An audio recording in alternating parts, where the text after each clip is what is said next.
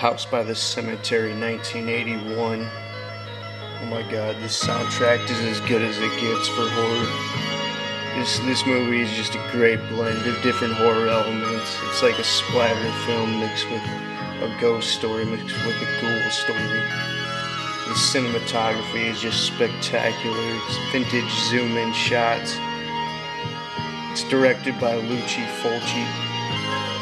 I haven't really seen any of his other films, but they call him the Godfather of Gore.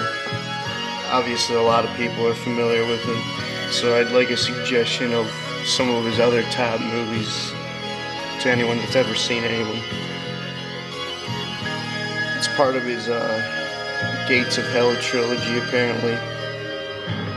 Oh my god, the gore is almost ahead of its time for this era, 1981. Just watch the opening scene, you'll know what I'm talking about. It's just amazing. Once you see the first 4 minutes and the credits, you won't even want to stop watching it. It's like The Shining and the Amityville Horror and Evil Dead combined into one. It's like a ghoul that it isn't really revolve around the ghost movie element. It's more of like a ghoul that needs to feed on flesh, and he's buried into the house next to the cemetery, obviously. The sets in this house are just perfect. Old, dark, dusty, great old two-story New England set in Boston house by the cemetery. It moves at a good pace for its time. I was expecting a bunch of dead air filler, but no, it keeps it moving at a good pace. The cast, we follow a researcher and his family moving into this old house, and they're there just for work to study the historical houses of the New England area. It would have been better if the guy would have just went solo, the doctor, the main character, but they decided to use like kids throughout the script, and I don't know, I think that usually takes away from the aspect of the movie. I like the scene where he opens up the door that leads down to the cellar in the crypt when he's using the skeleton key to go downstairs and the bat comes out. That scene is so dope. This movie's freaking amazing. Highly suggest it. They filmed it in the fall time, which adds to the atmosphere of the horror movie. That's always great too.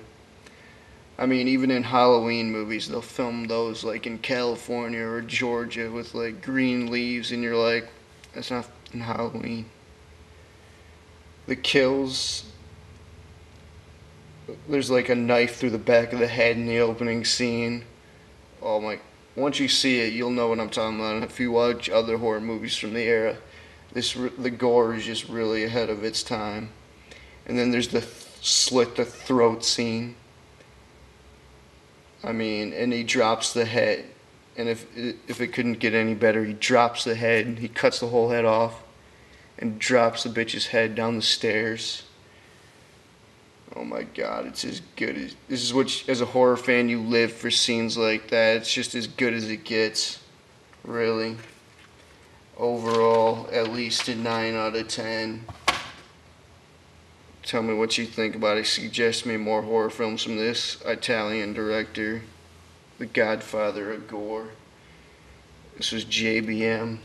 Let me get a quick shout out to Ghostface Kevin, 13th Wolfman, Snowstalker 12, Horror Squad Live, Eric Vierthal, The Myers Fan 25, all the above. And you could check this out on YouTube. This is another free one you could check out on YouTube. Definitely highly recommend it, especially around October, Halloween time.